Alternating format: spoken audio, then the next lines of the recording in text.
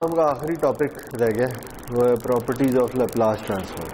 ठीक है, पिछली दफा हमने क्या किया था, हमने प्रॉपर्टीज पढ़ी थी रीजन ऑफ कन्वर्जेंस की।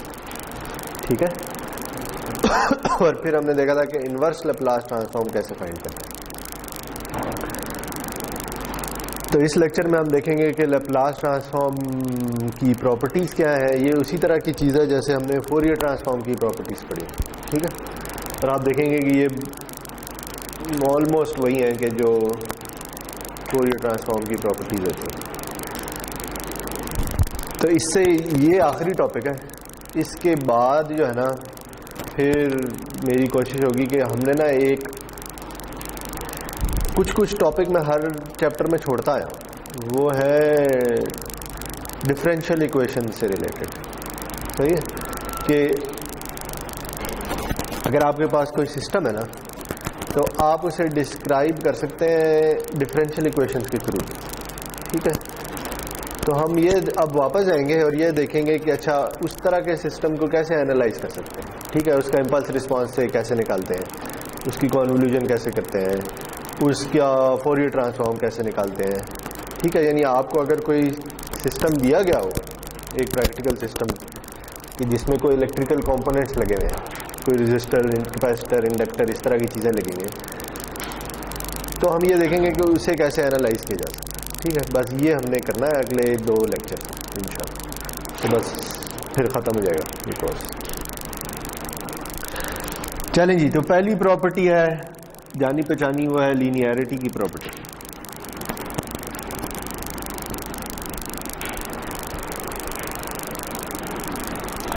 ये कहती है जी कि अगर हमारे पास एक सिग्नल है एक्स ऑफ टी जिसका लैप्लास ट्रांसफॉर्म है एक्स ऑफ एस और उसका रीजन ऑफ कन्वर्जेंस मैं कह देता हूँ वो है R1। ठीक है, या कह दें Rx, जैसे मर्जी। एक और सिग्नल है y ऑफ टी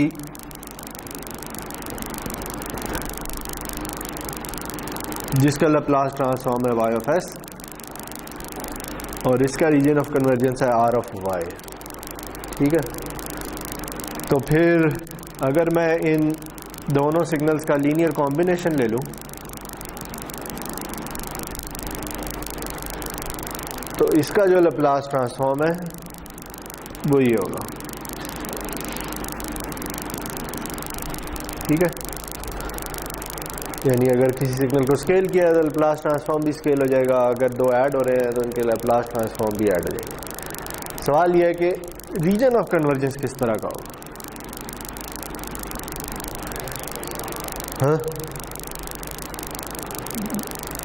यानी हमें x का रीजन ऑफ कन्वर्जेंस पता है, हमें y का भी रीजन ऑफ कन्वर्जेंस पता है। अगर हम x और y ऐड कर देते हैं तो रीजन ऑफ कन्वर्जेंस को से क्या होगा। देखिए, रीजन ऑफ कन्वर्जेंस जो है ना ये कोई सिग्नल नहीं है। रीजन ऑफ कन्वर्जेंस जैसे आपको याद हो एस प्लेन में वो वाली वैल्यूज हैं कि जिन पे लैप्लास ट्रांसफॉर्म एग्जिस्ट करता है। सही है, तो हम से ये कह देते हैं कि अच्छा ये पोल है तो ये जो सारी वैल्यूज है ना ये रीजन ऑफ कन्वर्जेंस के अंदर आती है। ठीक है, तो अब ये कोई सिग्नल तो नहीं है, ये तो सेट ऑफ वैल्यूज हैं एस की कि जिनके लिए लैप्लास ट्रांसफॉर्म एग्जिस्ट करता है। ठीक है, यानी आप दूसरे अल्फाज में ये भी कह सकते हैं कि आर ऑफ एक्स और आर ऑफ वाई जो है वो दोनों सेट है। ठीक है, इन सेट्स में एस की वो वाली वैल्यूज पड़ी हैं कि जिन पे एक्स ऑफ एस और वाई ऑफ एस कन्वर्ज करते हैं। ठीक है जी, तो अब फॉर एग्जांपल एक एग्जांपल ले लेते हैं कि से जो एक्स ऑफ एस है ना उसका रीजन ऑफ कन्वर्जेंस कुछ इस तरह का है। ठीक है, और ये उसका कोई पोल है और उस पोल से इस तरफ है। ठीक है जी, और आर ऑफ वाई जो है उसका रीजन ऑफ कन्वर्जेंस से इस तरह का है। ठीक है, ये उसका पोल है। तो अब अगर मैं x और y को ऐड कर रहा हूं तो आपके ख्याल में उनके जो सम है x और y का उसका रीजन ऑफ कन्वर्जेंस किस तरह का होना चाहिए। अगर मुझे ये भी पता है और ये भी पता है तो कौन सा वाला होगा। ऊपर वाला होगा या नीचे वाला होगा? क्यों, वजह क्या है?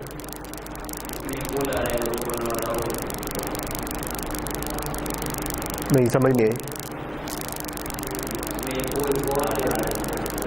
अगर हम ये वाला ले लें तो इसमें ये पोल आ रहा है, ठीक है। अच्छा, अगर ये ऐसे ना होता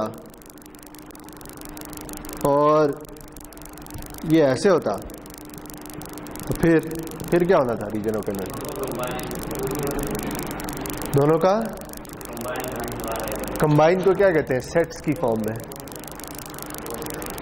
होल सेट, यूनियन तो नहीं कहते हैं। यूनियन तो होता है ये भी ले लो और ये भी ले लो, इंटरसेक्शन होगी, ठीक है। तो इसका जो रीजन ऑफ कन्वर्जेंस है ना वो होगा R of X intersection of R of Y, ठीक है। क्योंकि हमने एस की वो वाली वैल्यूज लेनी है कि जिन पे ये दोनों कन्वर्ज करते हैं, ठीक है। क्योंकि इधर देखें कि इधर एक्स ऑफ एस भी आ रहा है और इधर वाई ऑफ एस भी आ रहा है, ठीक है। तो अगर हमने दोनों को एट अ टाइम कन्वर्ज करवाना है तो फिर लाजमी है कि वो वाली वैल्यूज ली जाए एस की, या वो वाला रीजन ऑफ कन्वर्जेंस लिया जाए कि जिन वैल्यूज पे एक्स और वाई दोनों एग्जिस्ट करते हैं, ठीक है। तो वो अब जैसे इस एग्जांपल ज़ाहिर है वो इंटरसेक्शन होगी, ठीक है जी। तो इसलिए इसमें जो डिफरेंस है, देखें वैसे तो प्रॉपर्टी वही है जो हमने फोरियर ट्रांसफॉर्म के लिए पढ़ी है, सिर्फ जो डिफरेंस है वो ये है कि इसमें आपको रीजन ऑफ कन्वर्जेंस भी स्पेसिफाई करना है, ठीक है। कि अच्छा अगर मैंने दो सिग्नल्स को कंबाइन किया है और उनका ये लैप्लास ट्रांसफॉर्म है तो उसके उनका जो कॉम्बिनेशन है उसका रीजन ऑफ कन्वर्जेंस क्या होगा, ठीक है। तो इस केस में वो इंटरसेक्शन होगी, ठीक है।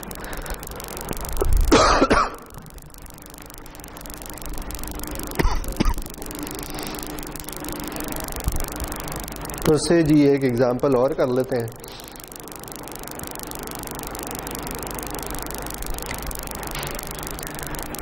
से मेरे पास जो एक्स ऑफ टी है ना उसका लैप्लास ट्रांसफॉर्म है 1/s+1 और जो रीजन ऑफ कन्वर्जेंस है वो है real of s greater than -1, ठीक है।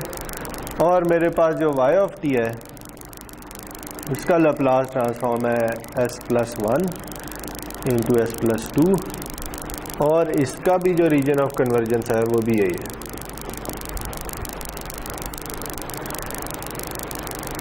ठीक है। तो अब मुझे पता चलाना है कि x of t minus y of t का लैप्लास ट्रांसफॉर्म क्या होगा, सही जी।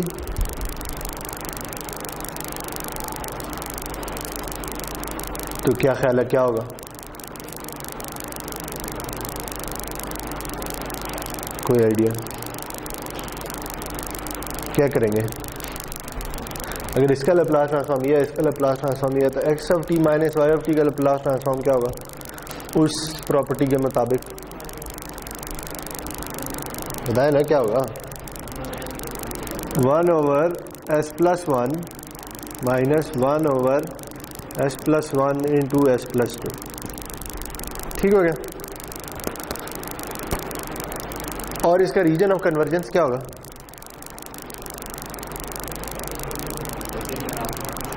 इन दोनों की इंटरसेक्शन। तो इन दोनों की इंटरसेक्शन क्या होगी?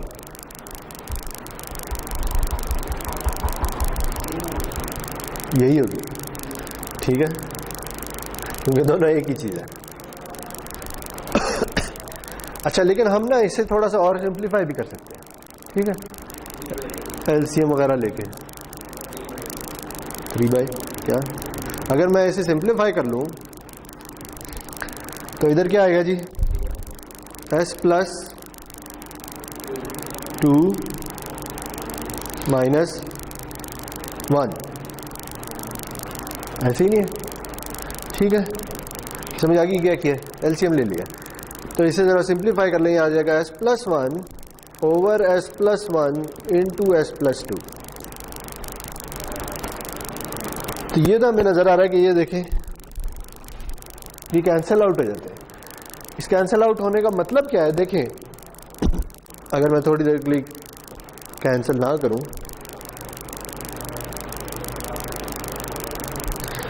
तो अगर हम इस लैप्लास ट्रांसफॉर्म को देखें और इसे ज़रा ड्रॉ कर लें तो हो क्या रहा है, इसमें दो पोल्स हैं, कहाँ कहाँ पे, एक -1 पे है और एक -2 पे, ठीक है।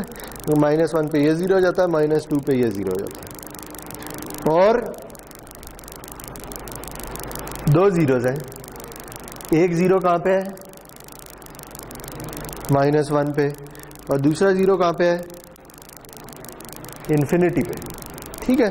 तो अब ये देखें कि यहां क्या हो रहा है, जहां एक पोल और एक 0 दोनों इकट्ठे आ रहे हैं, ठीक है। तो जहां एक पोल और एक 0 इकट्ठे आ जाएं वो कैंसिल आउट हो जाते हैं, जैसे हम एक इक्वेशन में कैंसिल आउट होते हैं, ठीक है। क्योंकि पोल उसे ऊपर की तरफ इन्फिनिटी की तरफ ले जाने की कोशिश कर रहा है, 0 से 0 की तरफ ले जाने की कोशिश कर रहा है, तो इसलिए ये जो चीज़ है ना ये कैंसिल आउट हो जाएगी, ठीक है। तो बचेगा क्या, 1/s+2, सही है। लेकिन अब क्या मसला है कि अब यानी हमने ये तो निकाल लिया, लेकिन हमने इसका रीजन ऑफ कन्वर्जेंस क्या निकाला है, ये, ठीक है। वो क्या है, हम ये कह रहे हैं कि इसका रीजन ऑफ कन्वर्जेंस कुछ ये है, ऐसे ही है, ये तो हमने इन दोनों के इंटरसेक्शन से निकाला है। तो आपके ख्याल में क्या ये एक वैलिड रीजन ऑफ कन्वर्जेंस है, नहीं है, ठीक है। क्योंकि ये वाला जो रीजन है ये भी अब रीजन ऑफ कन्वर्जेंस के अंदर होना चाहिए, ठीक है। क्योंकि पोल तो इधर आ रहा है, ये वाला पोल तो उड़ चुका है, तो खत्म हो चुका है, सही है। और दूसरा ये है कि ये जो दो सीक्वेंसेस हैं, अगर आप इनको अलग अलग देखें तो आपके ख्याल में ये किस तरह के सीक्वेंसेस हैं, ये राइट हैंडेड है, लेफ्ट हैंडेड है, क्या है, ये दोनों राइट हैंडेड है। कल की अगर properties of region of convergence याद हो, इन दोनों के जो रीजन ऑफ कन्वर्जेंस है वो एक वैल्यू से राइट की तरफ है, ठीक है। तो इसलिए ये दोनों राइट हैंडेड सीक्वेंसेस हैं, और अगर हम इन्हें ऐड करेंगे तो एडिशन का आंसर भी राइट हैंडेड सीक्वेंस ही होगा। तो इसका मतलब ये है जी कि ये जो सीक्वेंस निकल रहा है ये राइट हैंडेड है। अगर राइट हैंडेड है तो इसका रीजन ऑफ कन्वर्जेंस क्या होना चाहिए, जो इसका पोल है उससे राइट पे। तो अब इसका जो रीजन ऑफ कन्वर्जेंस है ना वो ये होगा, ठीक है। समझ आ गई बात, ये क्यों बढ़ गया है, ये इस कैंसिलेशन की वजह से बढ़ गया।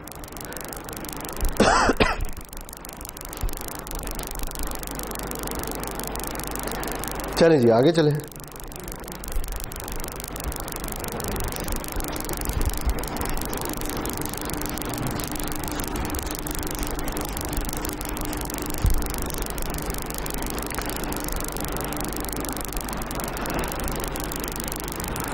अच्छा जी, मेरे पास एक सीक्वेंस है x ऑफ t जिसका लैप्लास ट्रांसफॉर्म है x ऑफ s, और मैं अब जो प्रॉपर्टी पढ़ रहा हूं वो है टाइम शिफ्ट की प्रॉपर्टी।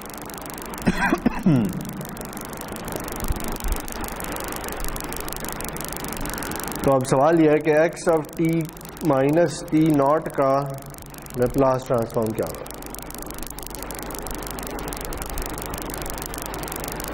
क्या ख्याल है क्या होगा, ये हम पढ़ चुके हैं प्रॉपर्टी। अगर टाइम में शिफ्ट आए तो इधर क्या होना चाहिए, इधर को एक्सपोनेंशियल आना चाहिए, ठीक है। तो ये वही प्रॉपर्टी है, ये आ जाएगा ई of minus s T not into x of S, ठीक है जी। इसका प्रूव अब मैं नहीं कर रहा क्योंकि इसका प्रूव एग्जैक्टली वही है जो हम फोरियर ट्रांसफॉर्म के लिए कर चुके हैं, ठीक है। तो क्या है जी कि अगर आप टाइम में अपने सिग्नल को शिफ्ट कर दें तो एस डोमेन में उसके साथ एक एक्सपोनेंशियल मल्टीप्लाई जाता है, ठीक है, और उस एक्सपोनेंशियल की वैल्यू शिफ्ट पर डिपेंड करती है, सही है जी। अब सवाल यह कि इसका रीजन ऑफ कन्वर्जेंस क्या होगा। देखें, अगर हमने एक सिग्नल को शिफ्ट किया है तो उसके शिफ्ट करने से उसकी वैल्यू पे कोई फर्क नहीं पड़ा, ठीक है। तो जब हम वो इंटीग्रल कैलकुलेट कर रहे हैं लैप्लास ट्रांसफॉर्म वाला, तो उसमें जो कंडीशन होगी कि अच्छा एस प्लस ए या जो भी है वो इससे बड़ा होना चाहिए, उस कंडीशन पे कोई फर्क नहीं पड़ेगा क्योंकि वैल्यू ही नहीं चेंज हुई, ठीक है। तो इसलिए इसका जो लैप्लास ट्रांसफॉर्म है वही होगा जो एक्स ऑफ टी का, सही है। यानी सिग्नल को शिफ्ट करने से उसके रीजन ऑफ कन्वर्जेंस पे कोई फर्क नहीं पड़ता। ओके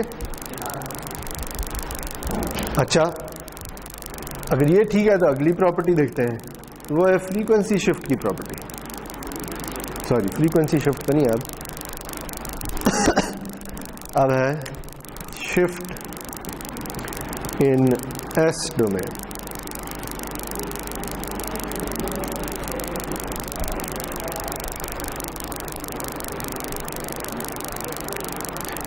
जैसे हम फ्रीक्वेंसी में शिफ्ट करते थे, अब हम एस में शिफ्ट करें। मतलब यह है कि अगर मेरे पास एक्स ऑफ एस है, मेरे पास कोई सिग्नल है जिसका Laplace transform x of S है, तो मैं अगर इसको शिफ्ट कर देता हूं, लैप्लास ट्रांसफॉर्म को शिफ्ट कर देता हूं किसी नंबर एस नॉट से, तो फिर सिग्नल का साथ टाइम में क्या होगा? तो ये फिर अगेन वही प्रॉपर्टी है कि अगर इधर शिफ्ट आ गया तो इधर एक एक्सपोनेंशियल आ जाएगा। ठीक है, तो ये आ जाएगा e to the s not t x of t. ठीक है जी, अगेन इसका भी प्रूफ वैसे ही है जैसे हमने फोरियर ट्रांसफॉर्म में किया। अच्छा, लेकिन अब वही बात कि इसका रीजन ऑफ कन्वर्जेंस कैसा होगा? तो क्या ख्याल है इसका रीजन ऑफ कन्वर्जेंस कैसा होगा? कोई आइडिया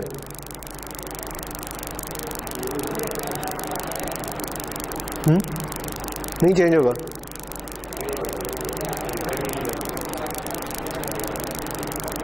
देखिए फॉर एग्जांपल, एक सिग्नल था x of S equals 1 over s plus 1। ठीक है, तो अब मैं क्या कर रहा हूं, मैं उसे शिफ्ट कर रहा हूं एस डोमेन। ठीक है जी, तो मैंने क्या किया, मैं कहता हूं x of S minus S not किसके इक्वल होगा? जहां एस आ रहा है एस माइनस एस नॉट आ जाएगा, तो ये होगा S minus S not plus 1। ऐसे ही नहीं है? तो अब हुआ क्या है, देखिए जो फॉर एग्जांपल जो पहले पोल -1 पे था, अब वो कहां चला गया? वो -1 प्लस एस नॉट पे चला गया। ठीक है, यानी जो अगर इसका पोल इधर था, ठीक है, ये -1 है अगर, तो अब पोल शिफ्ट होकर कहीं और चला गया, डिपेंडिंग ऑन क्या एस नॉट की क्या वैल्यू है। एस नॉट अगर पॉजिटिव है तो इधर हो जाएगा, नेगेटिव है तो इस तरफ हो जाएगा। ठीक है, तो इससे देखने से ये लग रहा है कि जो रीजन ऑफ कन्वर्जेंस है वो शिफ्ट हो रहा है। ठीक है, क्योंकि आपने जो भी एस की वैल्यूज हैं उन एस की वैल्यूज को चेंज कर दिया, उनमें कोई वैल्यू ऐड या सब्ट्रैक्ट कर दिया है। ठीक है, तो वो जो कंडीशन होगी कि अच्छा real of s should be greater than -1, अब वो कंडीशन क्या हो जाएगी, real of S minus S not should be greater than -1। और ये एस नॉट मैं अगर इधर ले आऊं तो ये ऐसे ही है कि मैंने इस रीजन ऑफ कन्वर्जेंस को एस नॉट से शिफ्ट कर दिया। ठीक है, तो होगा क्या, होगा ये कि इसका रीजन ऑफ कन्वर्जेंस होगा R of X minus real part of S naught. ठीक है, कि एस नॉट का जो भी रियल यानी जो सिग्मा नॉट है उसका, उससे आपका रीजन होगा पूरा पूरा या इधर हो जाएगा या इधर हो जाएगा। ठीक है, समझ आई बात? क्यों? क्योंकि हमने एस को ही रिप्लेस कर दिया है। ये ऐसे ही है कि जैसे आप से फॉर एग्जांपल मेरा रीजन ऑफ कन्वर्जेंस कुछ इस तरह का था। ठीक है, तो अब मैंने क्या किया है, अगर मैं एस नॉट को 1 ले लूं फॉर एग्जांपल, तो मैंने इस सारी की सारी चीज को उठा के इधर ले गया। ठीक है, क्योंकि मैंने हर एक चीज में ये ऐड कर दिया है। ठीक है, अगर पहले कंडीशन थी कि अच्छा sigma should be greater than -1, अगर मैं एस नॉट को 1 ले लेता हूं, तो अब क्या कंडीशन हो जाएगी, ये अगर इधर मैं ले जाऊं तो ये हो जाएगी शुड बी ग्रेटर देन 0। ठीक है, तो वो जो चीज जो -1 से शुरू हो रही थी अब 0 से शुरू हो रही होगी। ठीक है जी, तो अगर आपने एस डोमेन में शिफ्ट डाल दिया है तो इसका मतलब आपने रीजन ऑफ कन्वर्जेंस को भी उसी वैल्यू से शिफ्ट कर दिया। सही जी, और टाइम में क्या हुआ, टाइम में वो सिग्नल उस एक्सपोनेंशियल से मल्टीप्लाई होगा। ओके,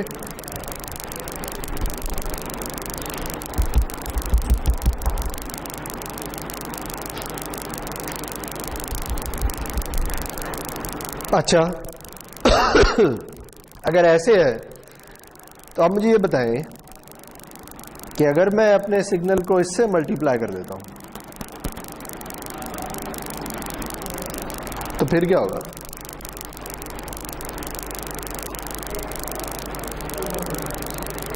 हाँ, किस पे कोई फर्क नहीं पड़ेगा?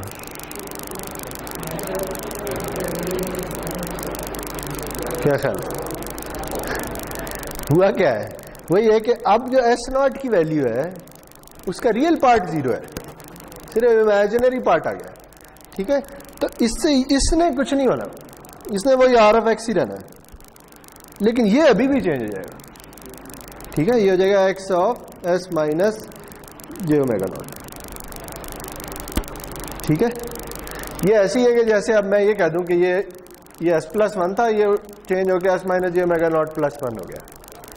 ठीक है, इससे इसके रीजन ऑफ कन्वर्जेंस पे कोई फर्क नहीं पड़ेगा, लेकिन इसके पोल जीरो चेंज हो सकते हैं। ठीक है, क्योंकि मैंने पोल और जीरो जो से -1 पर पड़ा होता उसे उठा के ऊपर ले गया, क्योंकि मैंने j ओमेगा नॉट में एडिशन किया। ठीक है, ओमेगा नॉट ये वाला एक्सिस है, ओमेगा का एक्सिस। ठीक है, तो जो पोल इधर -1 पे था, अब वो पोल किधर चला गया? क्या ख्याल है, इसका पोल कहां पे है? -1 प्लस j ओमेगा नॉट पे इसका पोल है। ऐसे ही नहीं है ना? पोल कैसे निकालते हैं? इसको 0 होना चाहिए, यानी s+1 को 0 होना चाहिए या s को -1 होना चाहिए। तो इसका पोल कैसे निकालेंगे कि s minus j omega naught +1 को 0 होना चाहिए, यानी s को -1 प्लस j ओमेगा नॉट होना चाहिए। तो हुआ क्या है कि जो पोल इधर था वो उठ के इधर चला गया। सही है, लेकिन ये पूरी की पूरी लाइन तो पहले ही रीजन ऑफ कन्वर्जेंस में नहीं थी, तो पोल बेशक ऊपर चला जाए, रीजन ऑफ कन्वर्जेंस को कोई फर्क नहीं पड़ेगा। ठीक है, लेकिन अगर इसके साथ कोई रियल पार्ट भी होता फिर इसने यूं भी मूव होना था, क्योंकि अगर सिग्मा चेंज हो जाता, इसके साथ कोई सिग्मा भी आ रहा होता, तो फिर आप या इधर चले जाते, फिर रीजन ऑफ कन्वर्जेंस में शिफ्ट होना। ठीक है, बात समझ आई? चले,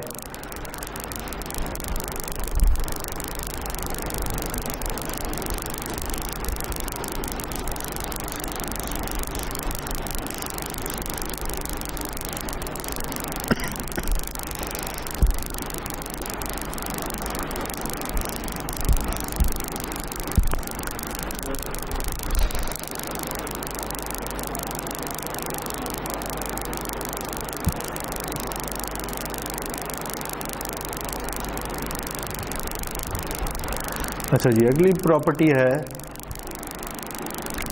टाइम रिवर्सल।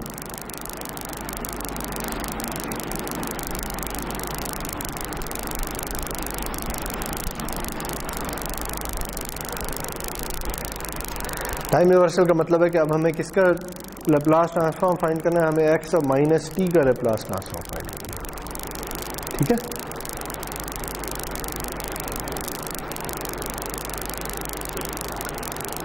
तो क्या ख्याल है जी, क्या आएगा? कोई आइडिया है ये कैसे करते होते थे?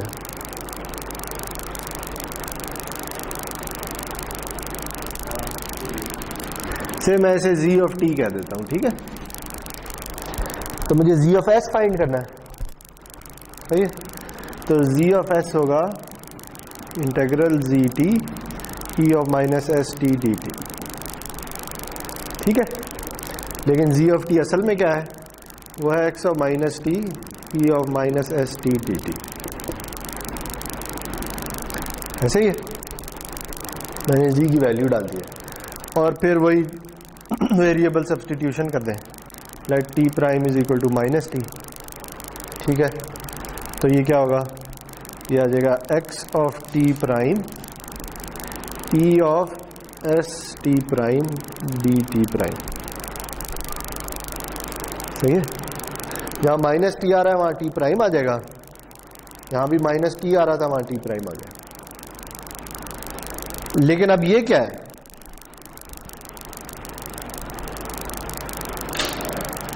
इसे मैं क्या लिख सकता हूं? t प्राइम से तो कोई फर्क नहीं पड़ता, यानी मैं अगर टी प्राइम के प्राइम हटा दूं तो क्या होता है? अब क्या है ये एक्स ऑफ एस तो नहीं है, ये एक्स ऑफ माइनस एस है। देखिए लैप्लास ट्रांसफॉर्म यहाँ माइनस आ रहा होता है, याद है? तो अगर आप माइनस लिखना चाहते हैं तो आप ऐसे लिख लें, तो फिर क्या होगा? एक्स और माइनस एक्स, ठीक है।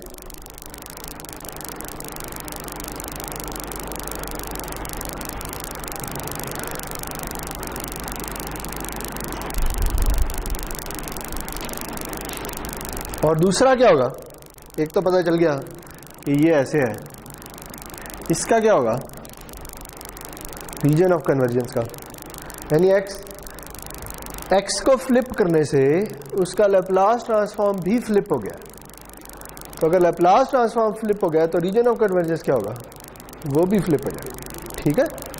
यानी जो एस की वैल्यूज के लिए ये कौन सा माइनस, वो इससे कैंसिल आउट हो जाएगा। ये कल भी यही किया था, याद है? देखें, आप ये करेंगे इधर इसके साथ एक माइनस आएगा, ऐसे ही है ना?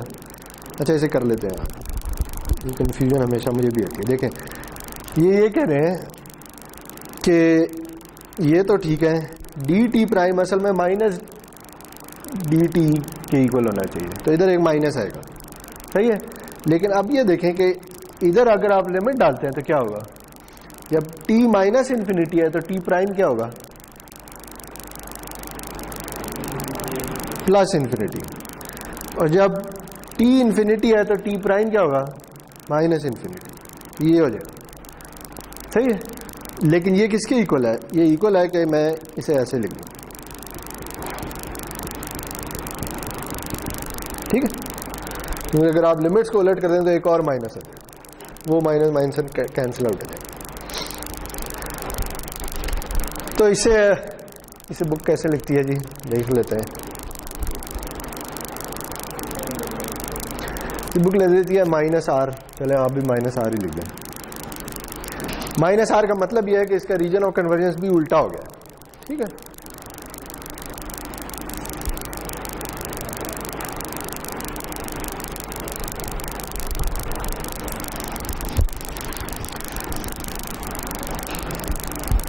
अच्छा जी, इसी से अगला पार्ट ये है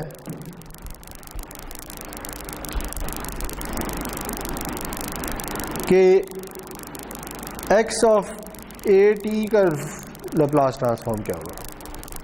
यानी मैं अगर पहले मैंने टाइम को रिवर्स किया था जब मैंने एक्स और माइनस टी किया, अब मैंने क्या किया? मैंने टाइम को स्केल कर दिया, ठीक है। याद है अगर ए पॉजिटिव हो, सॉरी अगर a ग्रेटर देन 1 हो तो ये कंप्रेस हो जाएगा, और अगर a लेस देन 1 हो यानी फ्रैक्शन में हो तो एक्सपैंड हो जाएगा। याद है, इस टाइम स्केलिंग में बहुत पहले पढ़ी थी। तो अब सवाल ये जी कि इसका लैप्लास ट्रांसफॉर्म क्या होगा? जी आप मुझे बताएं, इसी तरह डिराइव करना है जैसे पहले उसके लिए किया। नहीं ये आ जाएगा जी ऑफ टी, तो का नहीं माना, ड्राइव कर लेते। तो अब बताएं जी, g of t e of minus s t D t, मुझे ये फाइंड करना है, ठीक है। अब आप मुझे बताइए, तो पता नहीं कितनी दफा कर चुके हैं यार। इसमें आगे क्या करेंगे? जी टी की वैल्यू डालेंगे, ठीक है। तो आ जाएगी x of A T e of minus s t D T. फिर क्या करेंगे?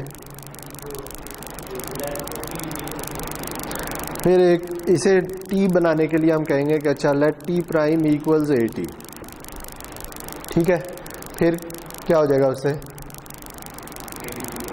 ये क्या बन जाएगा? x ऑफ t प्राइम, आगे क्या होगा? e of minus S t prime over A, dt की जगह क्या आएगा? डी टी प्राइम ओवर ए, ठीक हो गया। तो ये तो एक कांस्टेंट है, इसे बाहर ले जाएं।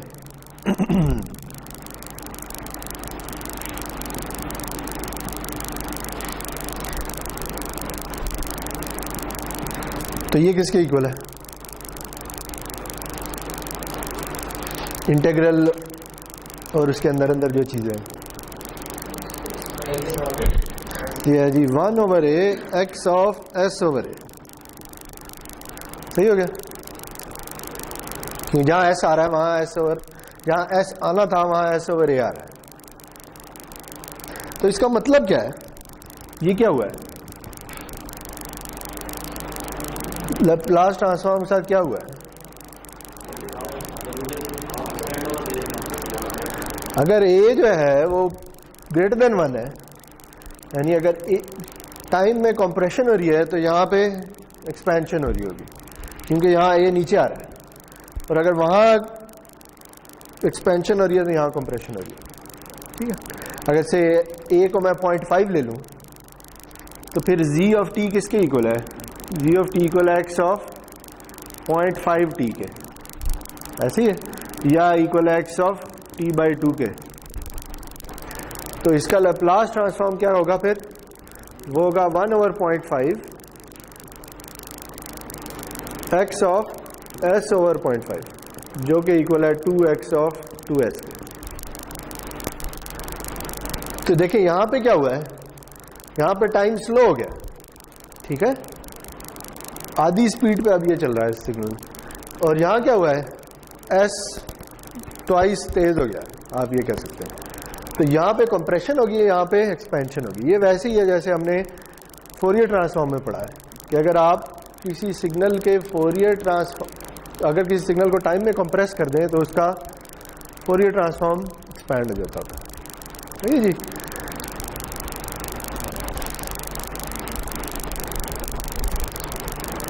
अच्छा, तो ये क्या आ गया? ये आ गया 1/a x of s/a।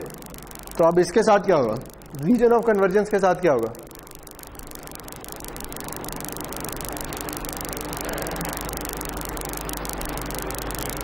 Again जहां s आ रहा है वहां s/a आ रहा है, तो रीजन ऑफ कन्वर्जेंस भी उसी तरीके से कंप्रेस या एक्सपैंड हो जाएगा। ठीक है? तो ये r of x over a आ जाएगा। अगर a कॉम्प्लेक्स है तो आप रियल ऑफ a भी लिख सकते हैं। सही?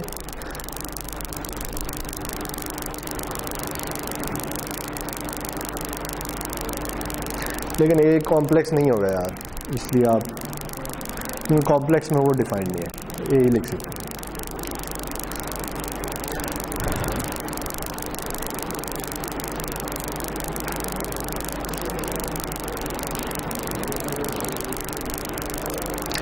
अच्छा, इसमें छोटी सी ये एक चीज है जो बुक कहती है, भैया कि अगर देखें ए नेगेटिव भी तो हो सकता है। अगर अब मैं ये कर दूं तो इसका क्या मतलब है?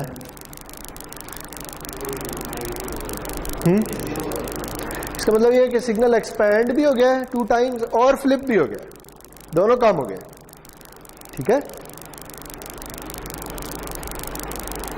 तो इस केस में क्या होगा? इस केस में रिजल्ट यही आएगा, सिवाय इसके कि यहां पे ना -a आ रहा होगा। उसकी क्या वजह है? देखें, ये जो डेरिवेशन है ये इसी तरह चलती जाएगी। ठीक है? आपको पता है कि a नेगेटिव है। अगर a नेगेटिव है ना, तो जब आप ये t प्राइम डालेंगे तो ये लिमिट्स उल्टी हो जाएंगी। ठीक है? क्योंकि a नेगेटिव है। तो अगर उन लिमिट्स को आप सीधा करेंगे तो यहां पे एक -12 आ जाएगा। सही जी? लेकिन देखें कि इस -a का मतलब क्या है? इस -a का मतलब ये कि अगर देखें a अगर 2 था, पॉजिटिव था, तो यहां पे 2 आएगा। अगर a -2 था तो यहां पे क्या आएगा? -2, यानी फिर भी 2 ही आएगा।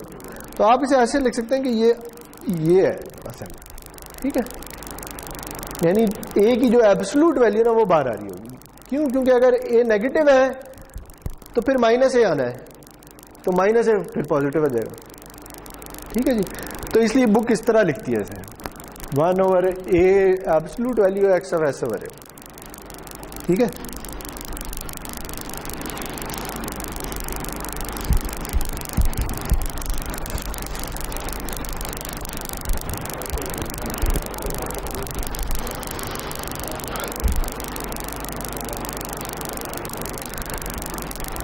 अच्छा जी, तो अब अगली प्रॉपर्टी कहती है कि अगर मैं x को कॉन्जुगेट कर दूं तो फिर क्या होगा?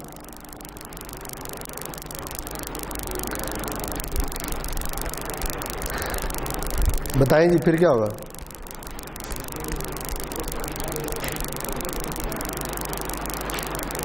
फिर से डिराइव कर रहे हैं। अच्छा जी, अब मुझे क्या करना है? मुझे ये निकालना है, ठीक है। इसे अगर मैं y ऑफ चले y नहीं t का नाम दे दूँ, सॉरी z का नाम दे दूँ, ये z ऑफ t है, ठीक है। तो मुझे क्या निकालना है? मुझे z ऑफ s निकालना है, सही है जी। तो अब क्या करेंगे? अगर मुझे यहाँ x ऑफ t चाहिए तो कि मैं क्या करूँगा? हैं क्या करें? इसका कॉन्जुगेट ले लें।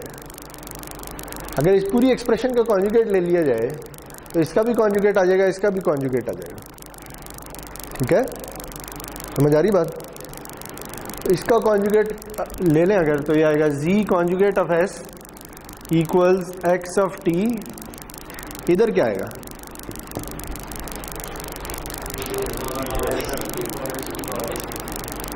की बात है, देखें e और माइनस एस टी है आपके पास। s है क्या? वो है sigma plus j omega T, ठीक है। इसे आप ऐसे भी लिख सकते हैं, ये e और माइनस सिग्मा टी, e और माइनस जे ओमेगा टी। इसका कॉन्जुगेट लेना है।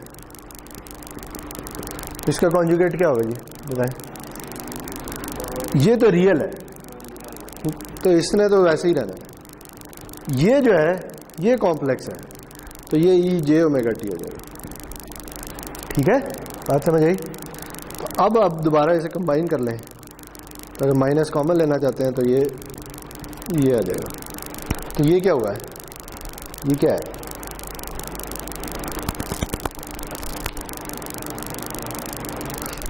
इसे मैं एस की फॉर्म में लिखना चाहूं तो क्या लिखूंगा? ई ऑफ माइनस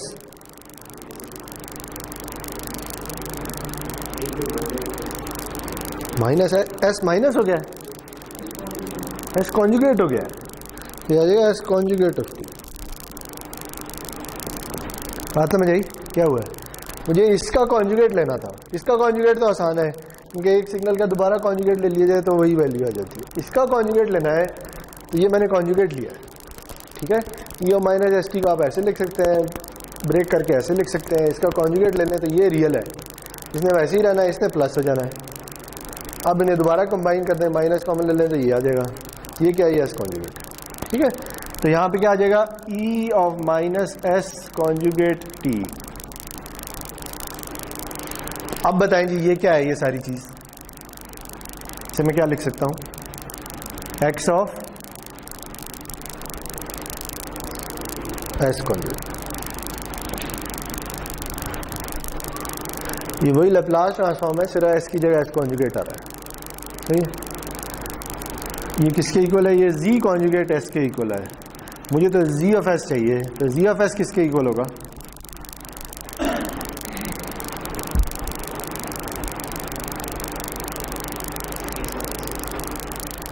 हैं जी? नहीं ये होगा x conjugate of s conjugate, ठीक है। क्योंकि आप ये कॉन्जुगेट s का नहीं हो रहा, ये कॉन्जुगेट z का हो रहा है, तो इधर ही आएगा, ठीक है जी। तो ये आ जाएगा x conjugate of s conjugate.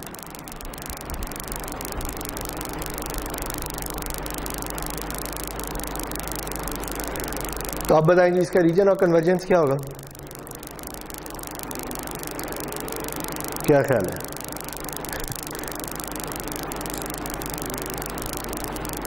हमने किया क्या है सिग्नल के साथ? टाइम में इसका कॉन्जुगेट लिया है, ठीक है। कॉन्जुगेट लेने से क्या होता है? इमेजिनरी पार्ट चेंज होते हैं, रियल पार्ट चेंज नहीं होते, ठीक है। तो फिर आपके ख्याल में ये क्या आएगा? ये वही आएगा, ये आर ऑफ एक्स ही आएगा, ठीक है। क्योंकि वो जो पोल्स और जीरोज आपने डिफाइन करने हैं वो रियल पार्ट ऑफ एस से डिफाइन हो जाते हैं, ठीक है। और उससे कोई फर्क नहीं पड़ा, वो वैसे का वैसे ही है।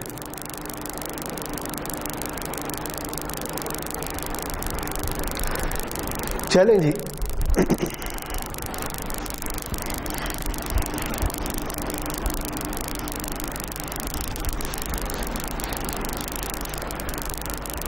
तो ये हो गई।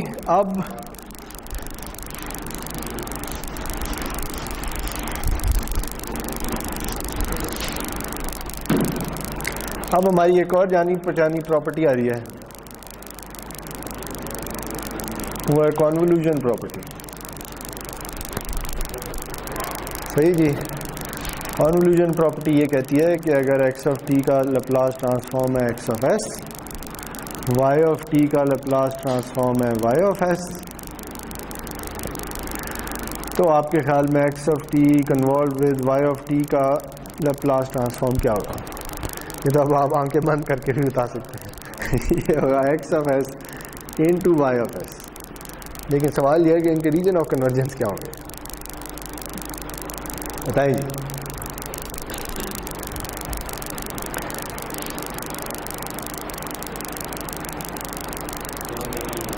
हाँ, यूनियन क्यों होगा?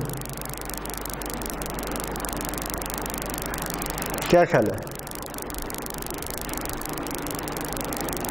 दो लैप्लास ट्रांसफॉर्म है, दोनों मल्टीप्लाई हो रहे हैं, ठीक है।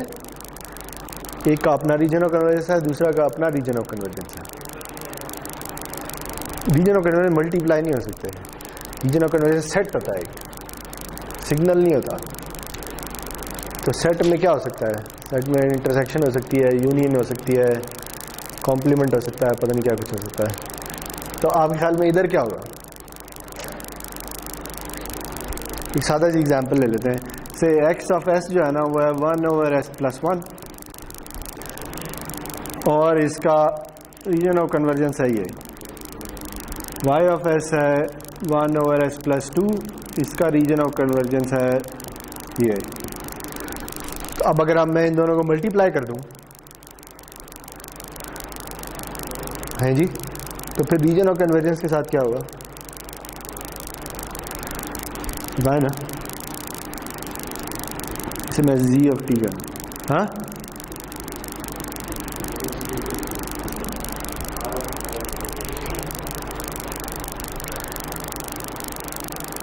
मल्टीप्लिकेशन तो यही आएगी ना।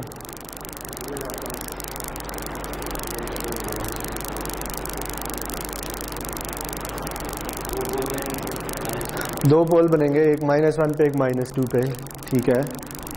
और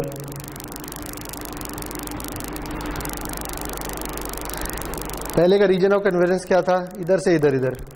दूसरे का क्या था? इधर से इधर इधर। तो प्रोडक्ट का क्या होगा?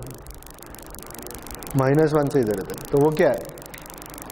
वो यूनियन है या इंटरसेक्शन है? इंटरसेक्शन है, ठीक है। तो इधर इंटरसेक्शन आएगी, ठीक है जी। अगेन दोनों सिग्नल इकट्ठे आ रहे हैं ना, ठीक है।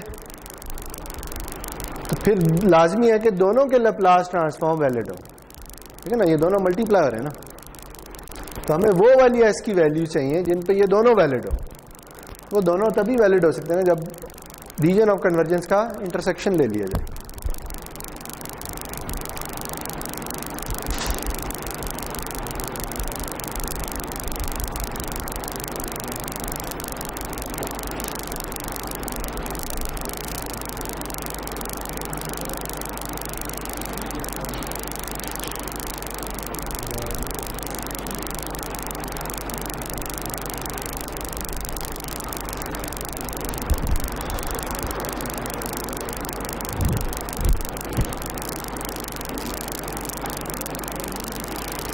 चले जी आगे चलते हैं।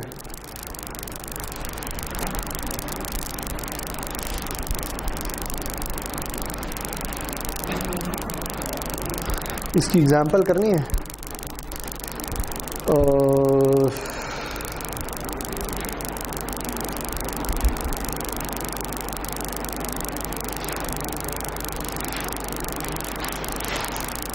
चले एग्जांपल कर लेते हैं।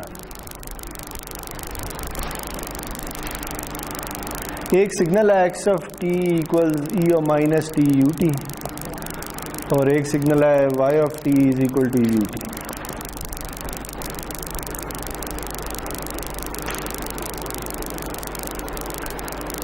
सही है। और आपने इनकी कॉन्वोल्यूशन करनी है।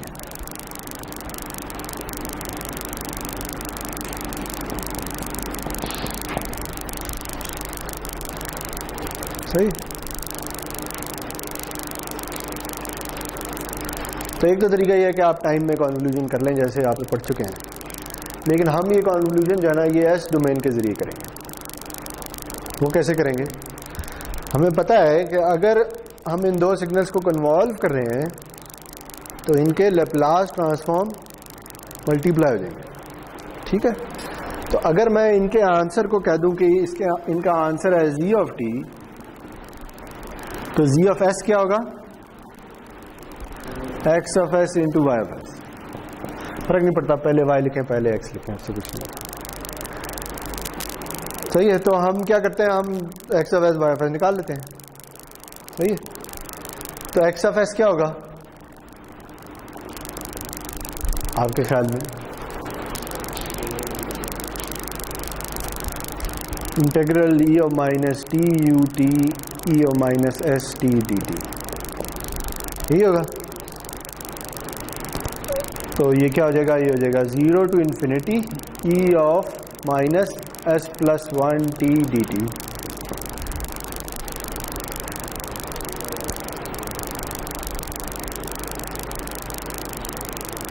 हाँ जी, आगे क्या करेंगे? इंटीग्रेट कर देंगे। अच्छा, कर दें इंटीग्रेट, क्या आएगा?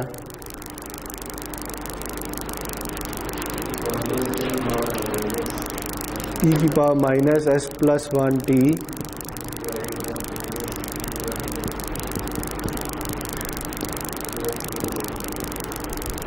ठीक है।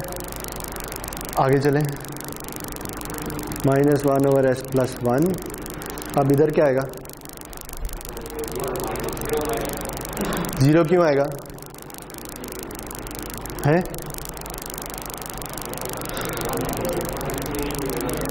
इधर तो 1 आएगा, ये तो मुझे भी पता है। इधर क्या आएगा? क्यों? वजह आपको क्या पता है इसकी क्या वैल्यू है?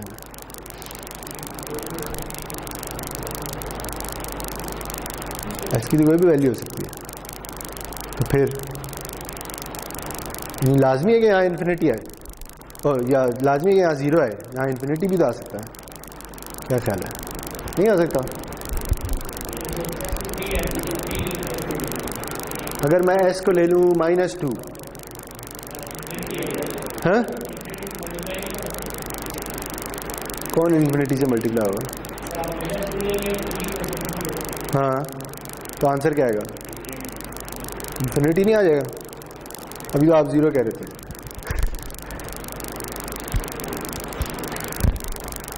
तो बताएं फिर क्या हल क्या है? ये हम कर चुके हैं यार। मैं सवाल एक दूसरे तरीके से पूछ रहा हूँ, तो हमें इधर लाना 0 है, तभी ये निकलेगा। इन्फिनिटी तो नहीं लाना, लेकिन इधर 0 लाने के लिए क्या जरूरी है? इधर 0 कब आएगा? जब ये किस पे डिपेंड करता है कि यहाँ 0 आएगा या नहीं आएगा? s पे डिपेंड करता है। तो s की कौन सी वैल्यू इसके लिए 0 आएगा? जब s क्या हो? जब s ग्रेटर देन 0। अगर मैं ये कह दूं कि अगर s प्लस 1 ग्रेटर देन 0 है तो फिर यहाँ 0 है, ऐसे ही नहीं है। तो ये क्या कर रहा हूं मैं? ये रीजन ऑफ कन्वर्जेंस निकाल रहा है, ठीक है। तो जब आपने इंटीग्रेशन करनी है तो साथ ये भी बताना है कि रीजन ऑफ कन्वर्जेंस क्या है, ठीक है। सिर्फ इस रीजन ऑफ कन्वर्जेंस के लिए यहाँ 0 आना है, वरना नहीं आ सकता, ठीक है। इसलिए रीजन ऑफ कन्वर्जेंस निकालते हैं कि ये इंटीग्रल तो वैसे तो सॉल्व मैं कर लूँ, लेकिन यहाँ पे आके मुझे मसला पड़ जाएगा। क्यों? क्योंकि मुझे s की वैल्यू नहीं पता। s तो कुछ भी हो सकता है, तो फिर मुझे बताना है कि s की कौन सी वाली वैल्यूज है कि जिनके लिए यहाँ 0 आता है, या दूसरे अल्फाज में ये इंटीग्रल कैलकुलेट किया जा सकता है, ठीक है। तो अब यहाँ 0 लिख लेंगे, ओके। और अगेन s में क्या मैटर क्या करता है? s में सिर्फ रियल पार्ट मैटर करता है, ठीक है, क्यों? क्योंकि ये देखें कि ये क्या असल में ये ई और minus sigma plus j omega plus 1t over minus sigma plus j omega plus 1, यही है ना। तो अब जब इन्फिनिटी डालेंगे तो कौन डिटरमिन करेगा कि इसने जीरो होना है या नहीं होना? सिग्मा करेगा या ओमेगा करेगा? सिग्मा करेगा। क्यों? क्योंकि ये ओमेगा तो जे ओमेगा के साथ आ रहा है, ये तो कॉम्प्लेक्स एक्सपोनेंशियल है, इसका तो मैग्नीट्यूड होता ही बना है, ठीक है, इसने तो कभी इन्फिनिटी नहीं होना। यानी ई जे ओमेगा टी अगर ये होता और मैं ये डाल रहा होता तो इन्फिनिटी डालने से इसने इन्फिनिटी हो जाना था? नहीं, ये कभी इन्फिनिटी नहीं हो सकता। क्यों नहीं हो सकता?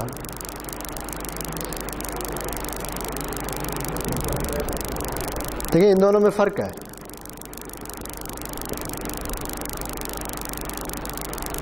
इसमें अगर मैं कह दूं सिग्मा ग्रेटर देन 0 है, 1 है या 2 है या इस तरह से कुछ है, 2 है फॉर एग्जाम्पल, अगर सिग्मा 2 है तो इन्फिनिटी डालेंगे तो आंसर क्या आएगा? इन्फिनिटी।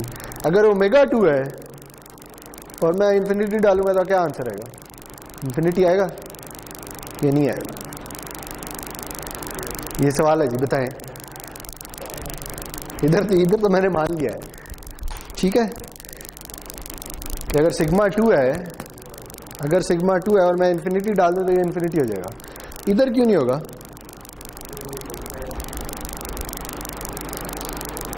क्योंकि ये क्या है? ये किसके इक्वल होता है? ये ऑयलर्स फॉर्मूला से किसके इक्वल होता है? Cosine of 2t plus J sine of 2t। तो कोसाइन कभी इन्फिनिटी होता है? टी की जो मर्जी वैल्यू डाल दें, कोसाइन कभी इन्फिनिटी हो सकता है? नहीं हो सकता। साइन कभी हो सकता है? नहीं हो सकता। इसलिए ये वाली वैल्यू चाहे जो मर्जी डाल दें इन्फिनिटी नहीं हो सकती। इसलिए इधर ओमेगा की वैल्यू मैटर ही नहीं करती, चाहे जो मर्जी ओमेगा डाल दें, ठीक है। जो मैटर करता है वो सिग्मा करता है, ठीक है। इसलिए हम लिखते हैं कि sigma plus 1 should be greater than 0 या real of S plus 1 should be greater than 0, ठीक है। बात समझ आ गई? इधर से ये रीजन ऑफ कन्वर्जेंस बता रहा है।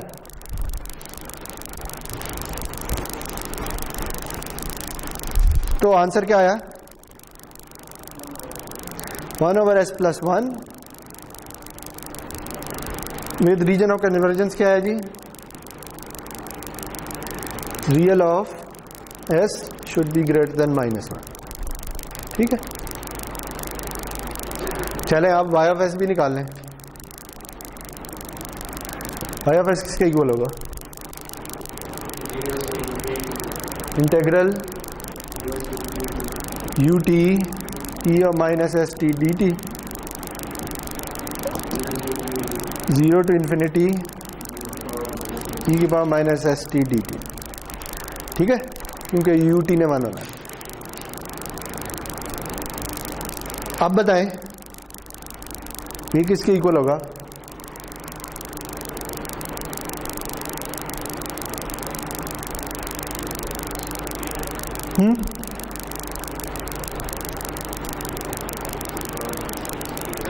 e power minus s T divided by minus S from 0 to infinity, ये किसके इक्वल होगा? -1/s इंटू अगेन क्यों 0? अगर s ग्रेटर देन 0 या real of s greater than 0,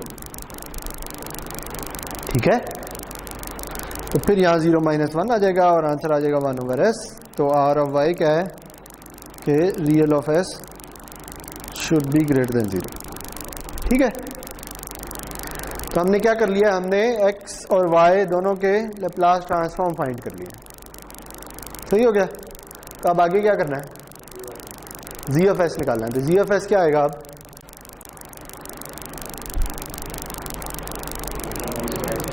कर दे मल्टीप्लाई, क्या आएगा? 1/s इंटू s प्लस 1, ठीक है, और इसका रीजन ऑफ कन्वर्जेंस क्या होगा है? क्या आएगा इंस्ट्रक्शन में? Real of s should be greater than 0। ठीक है, तो क्या सवाल खत्म हो गया है कि अभी कुछ और भी करना है? खत्म तो नहीं हुआ। मुझे निकालना क्या है इस एग्जाम्पल में? मुझे तो जी ऑफ टी निकालना है। मैंने एक्स और वाई की कॉन्वोल्यूशन करनी है, तो फिर अब मैं क्या करूंगा? जी ऑफ टी कैसे निकालूंगा? इसका इन्वर्स लैप्लास ट्रांसफॉर्म लेना है। वो कैसे लेंगे? है थोड़े सफे पीछे चले चल जाएगा। क्या करेंगे? इसकी पार्शियल फ्रैक्शन करेंगे। ठीक है, इसकी पार्शियल फ्रैक्शन करेंगे, उससे जो भी निकलेगा उससे फिर आ जाएगा आंसर। करनी है पार्शियल फ्रैक्शन? यह बहुत है, यहाँ तक कर लें। अच्छा बताएं जी, इसकी पार्शियल फ्रैक्शन क्या होगी? A over s plus b over s plus 1। ठीक है, तो क्रॉस मल्टीप्लाई कर लें, आ जाएगा 1 A S plus 1 plus B S. अब क्या करें? एस को 0 डाल दें, put S is equal to 0, तो ए क्या आ जाएगा? 1। फिर put S is equal to -1, तो बी क्या आ जाएगा? -1। तो फिर क्या बना? ये आ गया 1 और ये -1। ठीक है, और रीजन ऑफ कन्वर्जेंस क्या है? Real of S greater than 0।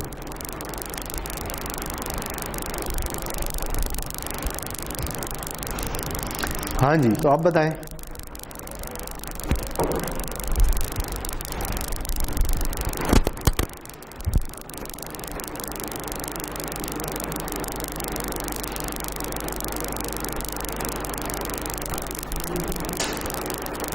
Answer बताएं।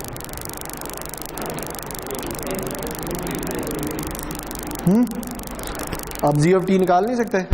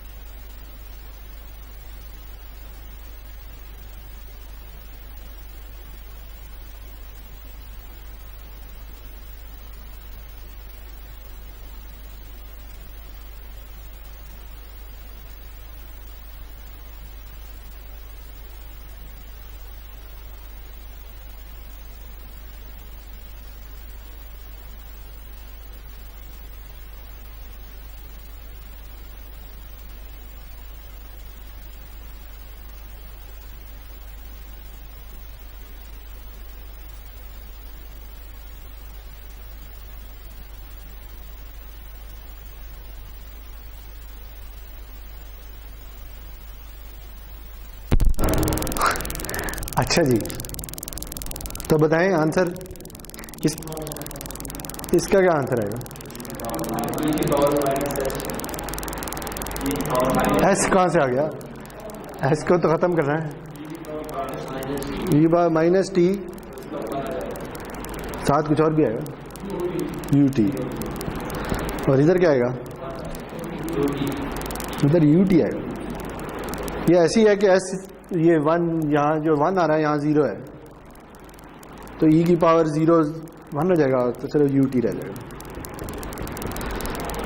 ठीक है, तो देखें आप उस तरह भी कॉन्वोल्यूशन कर सकते थे और आप इस तरह भी कॉन्वोल्यूशन कर सकते हैं। ये आपकी मर्जी है, आपको कौन सी आसान लगती है। हाँ, पेपर में आपकी मर्जी होगी। एग्जैक्टली। चाहे तो इनका फोरियर ट्रांसफॉर्म ले लें, उन्हें मल्टीप्लाई करके इनवर्स फोरियर ट्रांसफॉर्म ले लें, वो भी कॉन्वोल्यूशन ही आएगी। ठीक है, वो आपकी मर्जी है, जैसे कर लें। अच्छा जी,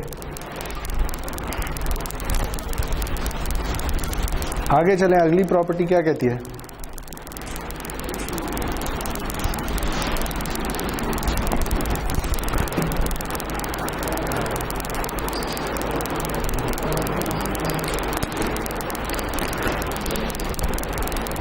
अच्छा, अगली प्रॉपर्टीज जो है ना कुछ वो डेरिवेटिव से रिलेटेड है।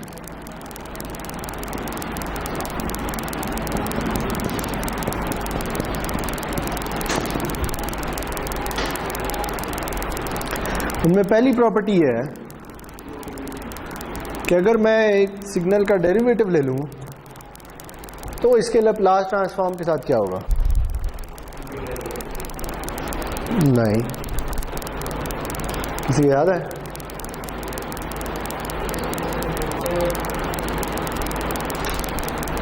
फोरियर ट्रांसफॉर्म में क्या होता था? इंटीग्रेशन करनी होती थी, जो मेरे साथ मल्टीप्लाई हो जाता था। ठीक है, यानी अगर मैं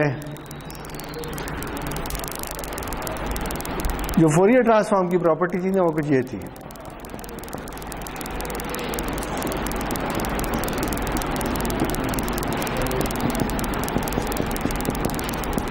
ठीक है,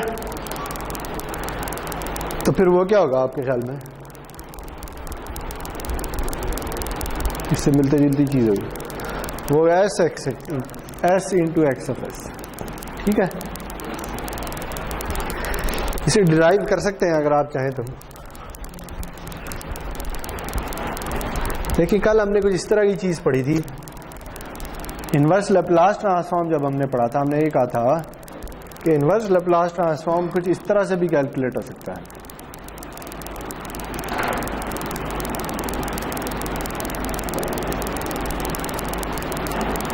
याद है?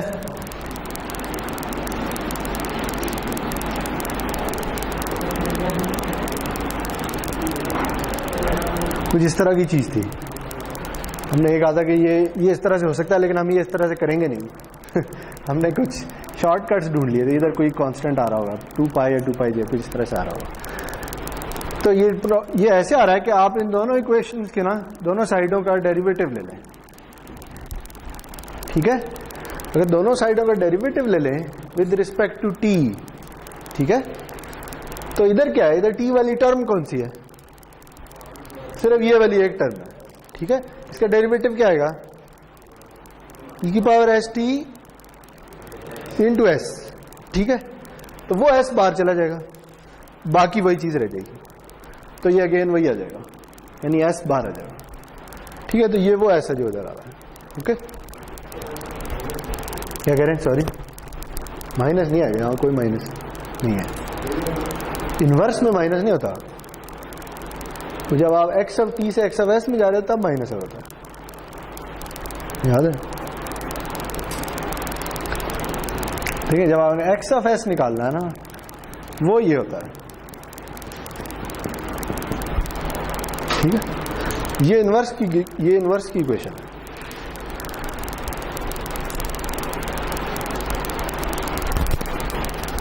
तो हुआ क्या है कि एक्स ऑफ एस वैसे का वैसे ही रहा है, मल्टीप्लाई हो गया एस के साथ। ठीक है, यानी अगर फॉर एग्जांपल किसी सिग्नल का लैप्लास ट्रांसफॉर्म ये था,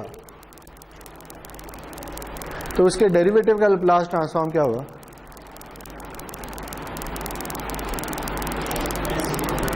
वो होगा एस ओवर एस प्लस 1।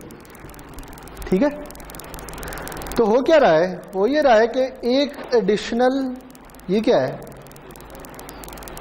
एक एडिशनल एस आ रहा है, और पोल जीरोस की फॉर्म्स में क्या हो रहा है? इसका पोल किधर था? -1 पे। इसका पोल किधर है? -1 पे। इसका जीरो कहाँ था? इन्फिनिटी। इसका जीरो कहाँ है?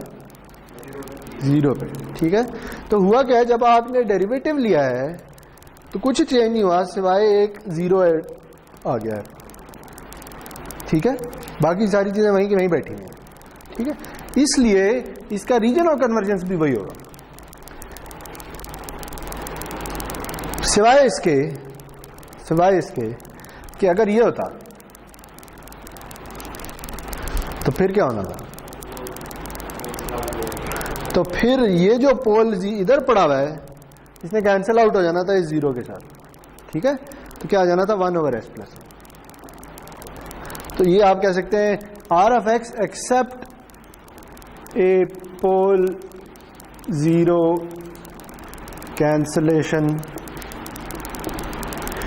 Eight origin. सही जी, कि रीजन ऑफ कन्वर्जेंस वही होगा। ये सिर्फ हो सकता है कि एक पोल अगर आपके लैप्लास ट्रांसफॉर्म में एक पोल था जीरो पे तो वो कैंसिल आउट हो सकता है। वो कैंसिल आउट हो गया तो उससे पोटेंशियली रीजन ऑफ कन्वर्जेंस भी चेंज हो सकता है, ठीक है?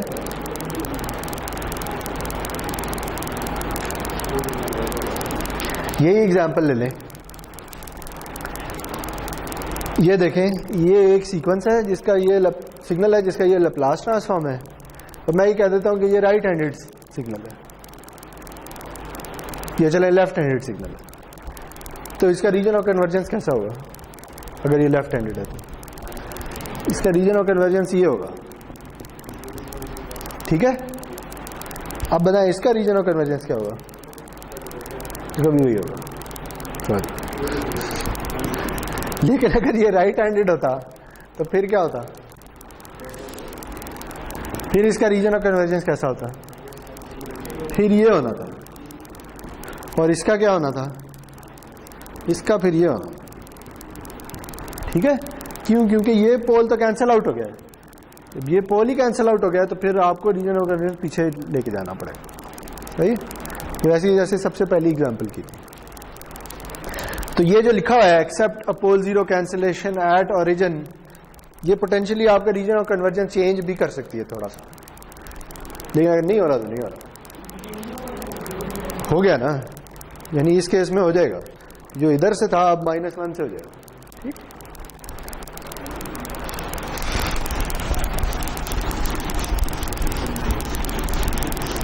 अच्छा, अब उल्टा काम कर लेते हैं। अब ऐसे करते हैं कि इस तरफ डेरिवेटिव ले लेते हैं।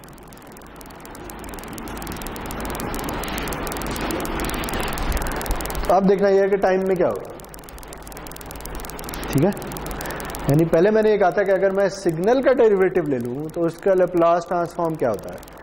अब मैं कह रहा हूं कि मुझे कोई लैप्लास ट्रांसफॉर्म पता है, मैं उसका डेरिवेटिव ले लूं तो टाइम में क्या होगा, ठीक है जी?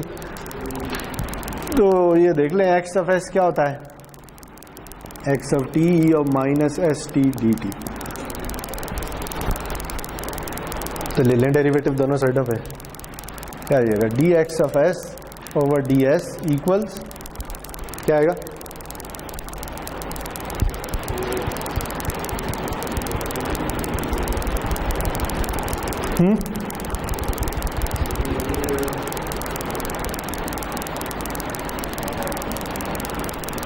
बोले इधर क्या आएगा? एक्स ऑफ टी, आगे क्या आएगा? हाँ, माइनस टी। क्यों? क्योंकि डेरिवेटिव एस के रिस्पेक्ट है, टी के रिस्पेक्ट नहीं है, ठीक है? तो ये बाहर ले जाएं,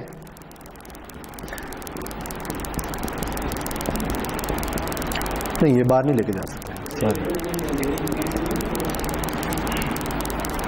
नहीं डेरिवेटिव एस के रिस्पेक्ट ले रहे, टी के रिस्पेक्ट नहीं ले रहे। अगर टी के रिस्पेक्ट ले रहे हो तो फिर आप कह सकते हैं, ठीक है जी? तो ये आ जाएगा। तो अब आपके ख्याल में उधर क्या आना चाहिए?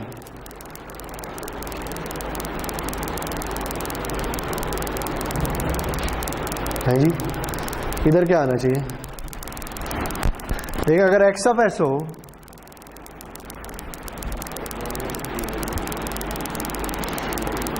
अगर ये हो तो इधर क्या आता है? X of T. तो अब अगर ये है तो इधर क्या आएगा? रहेगा minus T x of t, ठीक हो गया? दूसरे अल्फाज में मैं ये भी कह सकता हूं कि मैं अगर अपने सिग्नल को माइनस टी से मल्टीप्लाई कर दूं तो उसका लैप्लास ट्रांसफॉर्म डेरिवेट हो जाता है, ठीक है?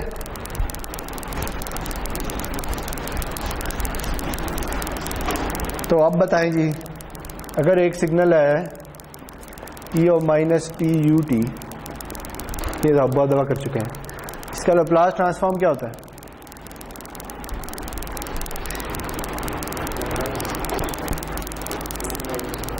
One over s plus one, ठीक है, real of S greater then minus one. तो अब अगर मेरे पास सिग्नल है y of T equals T minus T U T, तो इसका क्या होगा? इसका लैप्लास ट्रांसफॉर्म क्या होगा?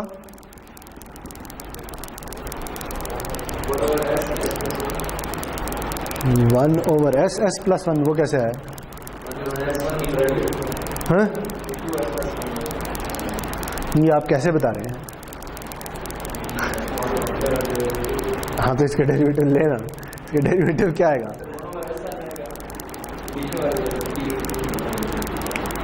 इसका डेरिवेटिव लेना है, इसका नहीं लेना। इसका लैप्लास जो है वो इसका डेरिवेटिव है, यानी ये इक्वल होगा D x of S over D S के। सही है जी? तो आप बताएं क्या आएगा? नहीं सॉरी, इंटीग्रल नहीं ले रहे, डेरिवेटिव ले रहे हैं। जल्दी करें यार, टाइम नहीं है, ये तो एफएससी के सवाल है।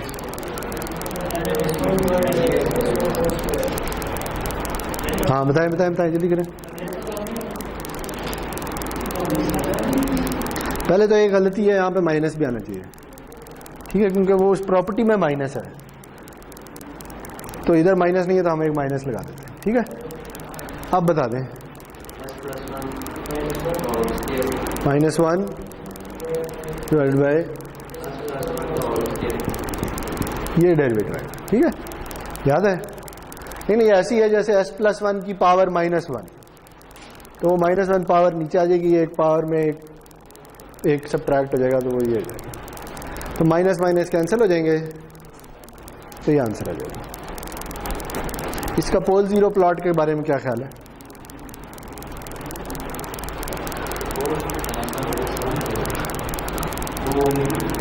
दो पोल हैं, दोनों ही माइनस वन पे, ठीक है। तो ये अगेन ये क्या है? ये सेकंड ऑर्डर पोल है,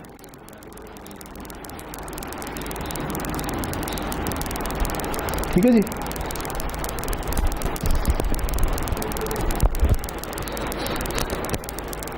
और इसके जीरोस कहां पे होंगे? हाँ,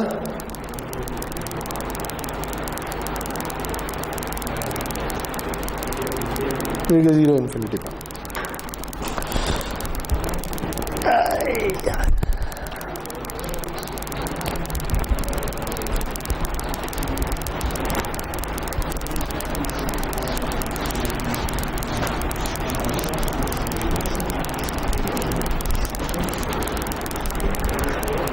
अच्छा जी, अब क्या रह गया?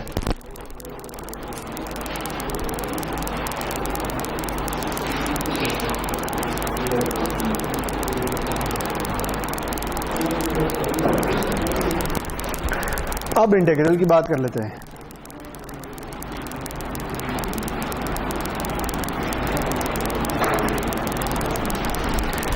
इसका लैप्लास ट्रांसफॉर्म क्या होगा जी आपके ख्याल में?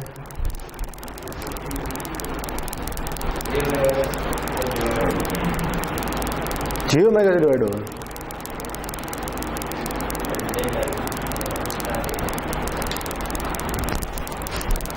ये एस से डिवाइड हो गया, जी ओमेगा से क्यों डिवाइड होगा? जी ओमेगा कहाँ से है? जी ओमेगा फूरियर ट्रांसफॉर्म में होता है, ठीक है।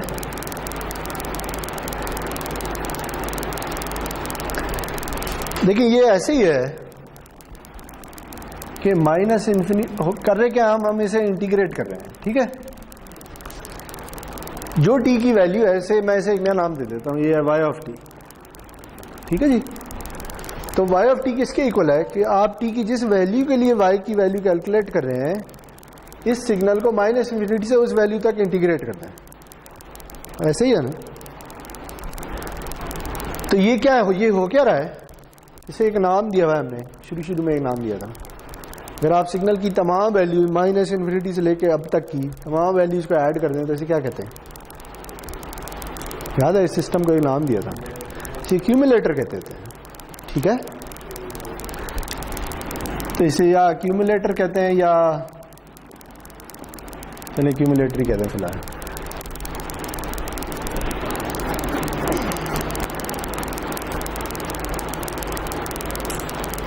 एक एक्यूमुलेटर सिस्टम का इम्पल्स रिस्पांस क्या होता है, किसी को याद है? तो ये एक सिस्टम है, ठीक है, जिसकी ये x इनपुट है, y आउटपुट है। ठीक है, तो ये सिस्टम क्या करता है, x की माइनस इन्फिनिटी से अब तक की तमाम वैल्यूज को ऐड करके आउटपुट पे दे देता है। ठीक है जी, तो इसका इम्पल्स रिस्पांस क्या होगा?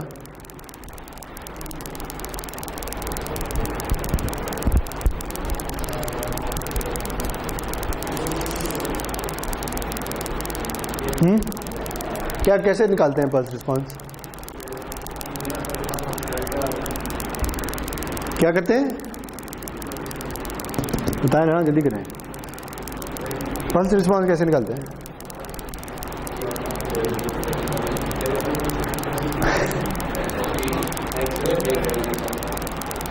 इम्पल्स रिस्पांस होता क्या है? इम्पल्स रिस्पांस क्या होता है?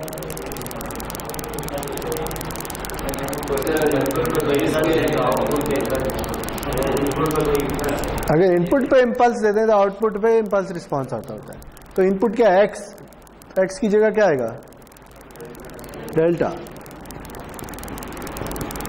ठीक है, और इस इंटीग्रल का आंसर क्या आएगा? 9 u ऑफ टी। देखिए, इस इंटीग्रल का आंसर 1 तब आएगा जब t की वैल्यू 0 या 0 से बड़ी हो। ठीक है, देखिए ये आप क्या कर रहे हैं, ये हम पहले वैसे कर चुके हैं यार। ये इम्पल्स बैठी हुई है टॉ इज इक्वल टू 0 पे। ठीक है, अब डिपेंड करता है कि t क्या है। अगर t कहीं इधर है तो इसका मतलब आप माइनस इन्फिनिटी से इधर तक इंटीग्रेट कर रहे हैं, तो कर लें 0 आंसर आएगा। जो ही t 0 या 0 से आगे चलेगा तब ये इम्पल्स बीच में आएगी और एरिया अंडर द कर्व बन हो जाएगा। ठीक है, तो ये ऐसी है कि आंसर u ऑफ टी है। ठीक है, क्योंकि u ऑफ टी ही वो सिग्नल होता है जो t की 0 या नॉन 0 वैल्यूज पे 1 होता है, वैसे 0 होता है। तो अब मैं क्या कर सकता हूं, अगर मुझे इम्पल्स रिस्पांस भी पता चल गया है तो y ऑफ टी किसके इक्वल होता है? अगर मैं कॉन्वोल्यूशन की टर्म्स में लिखना चाहूं तो x of T convolve with h of T, ऐसे ही होता ना। यानी मैं या इनपुट आउटपुट एक्सप्रेशन ऐसे लिख लूं या ऐसे लिख लूं, एक ही बात है। सही जी, और मुझे ये पता चल गया कि h ऑफ टी क्या है, h ऑफ टी असल में u ऑफ टी है। सही है, तो आप बताएं कि मुझे अगर y ऑफ s निकालना है तो y ऑफ s क्या होगा?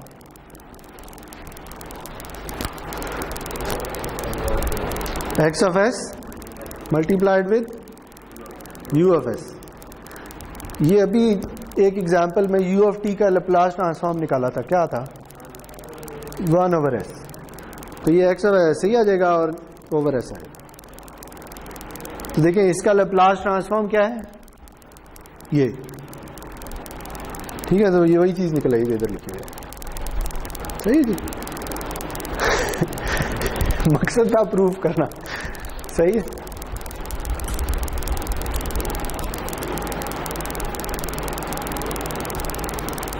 अच्छा, तो इसका रीजन ऑफ कन्वर्जेंस क्या होगा ये भी बता दें।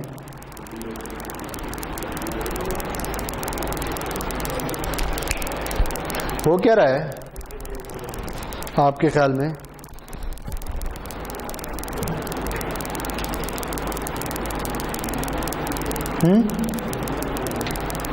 है ना, ये कॉन्वोल्यूशन प्रॉपर्टी अप्लाई होती है ना। तो कॉन्वोल्यूशन में क्या रीजन ऑफ कन्वर्जेंस के साथ होता है? इंटरसेक्शन होता है ना। तो इधर भी इंटरसेक्शन होगा, किस किस का? है ना, ये दोनों मल्टीप्लाई हो रहे हैं ना। ठीक है, इसका रीजन ऑफ कन्वर्जेंस क्या है? आर ऑफ एक्स जो हमने लिखा है। इसका रीजन ऑफ कन्वर्जेंस क्या है?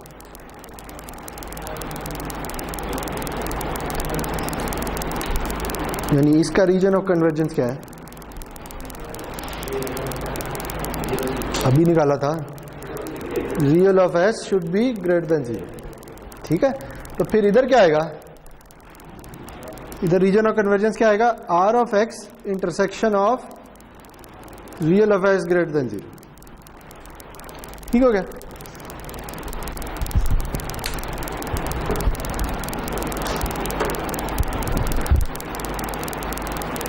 और अगर आप देखिए इधर हो क्या रहा है, इंटीग्रेशन से क्या हो रहा है, कोई पोल 0 में फर्क पड़ रहा है? यानी अगर मैं इस सिग्नल को इंटीग्रेट कर दूं तो लैप्लास डोमेन में क्या कोई पोल या 0 ऐड हो रहे हैं, खत्म हो रहे हैं, क्या हो रहा है? हाँ, क्या हुआ है?